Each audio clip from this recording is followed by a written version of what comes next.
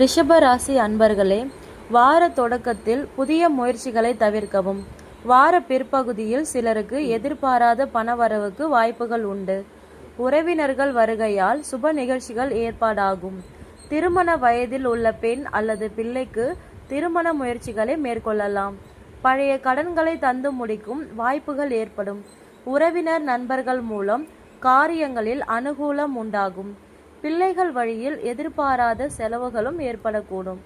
வேலைக்கு விண்ணப்பம் செய்திருப்பவர்களுக்கு நல்ல நிறுவனத்தில் வேலை கிடைக்கும்.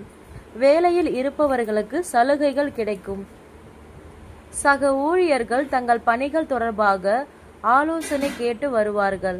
வியாபாரத்தில் முக்கிய முடிவுகள் எதையும் இப்போது எடுக்க வேண்டாம். அவசிய முடிவு எடுக்க வேண்டிய நிலை ஏற்பட்டால் அனுபவம் மிக்கவர்களிடம் ஆலோசனை கேட்டு செய்யவும்.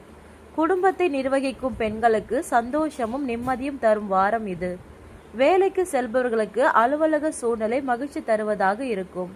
அதிர்ஷ்ட நாள்கள் 4ஆம் தேதியும் 9ஆம் தேதியும். அதிர்ஷ்ட எண்கள் 2, 6. சந்திராஷ்டமம் 5 முதல் 6, 7 இரவு வரை. வழிபட வேண்டிய தெய்வம் சிவபெருமான். பரிகாரம்: தினமும் காலையில் வீட்டு பூஜையில் தீபம் ஏற்றி நான் சொல்லும் பாடலை 27 முறை பிரயாணம் செய்யவும்.